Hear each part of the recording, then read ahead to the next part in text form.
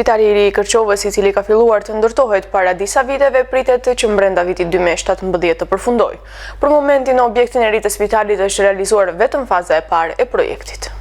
Objekti i ri i Spitalit të Kërçovës, i cili ka filluar të ndërtohet në vitet e 90-ta dhe i lëm vetëm në fazën karabin, 2 vitet e fundit, është punuar intensivisht që kjo godin të shndrohet në një spital modern me të gjitha kushtet e nevojshme në shërbim të kërçovarëve. Sekretari shtetëror në Ministrinë e Shëndetësisë, Nasuf Ipçia, na informon se projekti gjigant siç është Spitali i Kërçovës kërkon kohë për të përfunduar.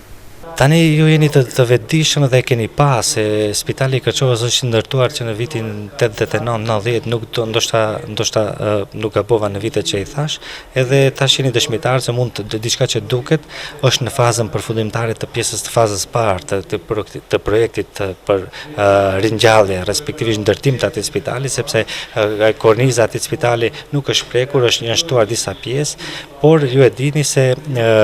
për të bërë një spital të tillë nevojitet kohë dhe ne jemi këtu e përcjell faza e parë ka kaluar, tash jemi në fazën e dytë dhe shpresojmë që brenda vitit 2017 të mbaron gjitha spitali, ashtu është e paraparë në programin që ka Ministria e Shëndetësisë, institucion që është bartësi i këtij procesi. Ajo që duket në Spitalin e Kërçovës, ju si dëshmitarë dhe si televizorë, por dhe qytetarët mund ta vrenë, sepse është ndërtuar, është